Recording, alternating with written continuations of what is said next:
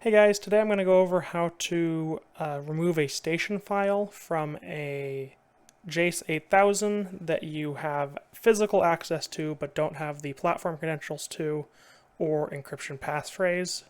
So that's what we're going to do. So first thing, I'm going to be using a Linux VM and I'm going to be using a SD card reader plugged into my Windows machine. When you plug a SD card into, or the Jace's SD card into your Windows computer, you will see 3 partitions that come up and are unreadable and 1 that is readable. We don't want to do anything with these in Windows. There's nothing useful that you can reach. So basically, once you're into Windows, don't touch anything, don't format them, don't do anything like that.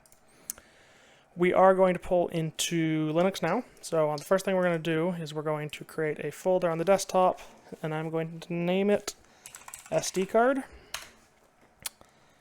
This is where we are going to be mounting our file system to. So the next thing is I'm using VMware, so I already have a VM set up. I'm not going to go over that. You can figure that out from many other videos. But in VMware, I'm going to take and I'm going to connect my USB card reader. So when I click connect there, it's going to ask me if I want to disconnect from my host. I want to say yes. So that's disconnecting from Windows and mounting into Ubuntu or Linux. So you can see the drive just showed up there. And if you hover, let's go to disk management actually. Sorry, disks.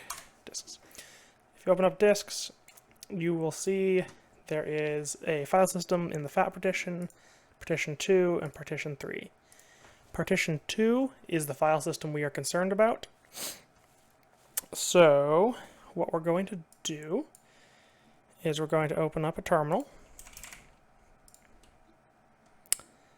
and we are going to run a command. Sudo, this gets us root access.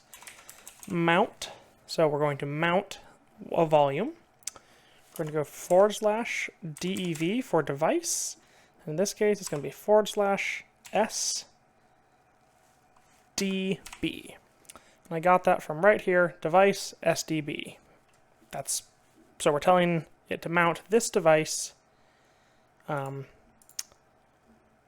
then we're actually going to do SDB2, because this is SDB1, SDB2, and SDB3. We're going to run SDB2. Oop, my bad. 2. Oh, sorry, I had num lock turned off. So we're going to tell it to mount this partition. Now we're going to do a space. And we're going to tell it where to mount. So it's going to be /home, /fox. In this case, it'll be your username. Mine's just fox. /desktop, /SD card. Make sure I spelled everything right there. So we are going to, with admin permissions, mount this partition to the desktop.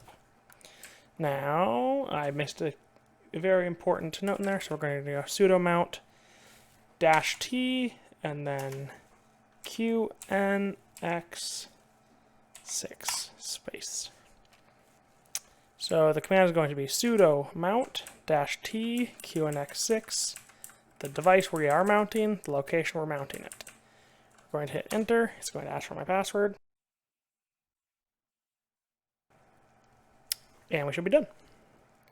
So now, if we minimize this and we open up SD card, this is now mounted as the volume we're concerned about. So if you want to get the station files out, we're going to go to, I believe it's home, Niagara, stations, and we will pull the station file out. Inside of here is your config.bog, your alarms, your histories, everything that you need from your station. So now, in this case, you can take this file, transfer it out of your VM, load it up in Niagara.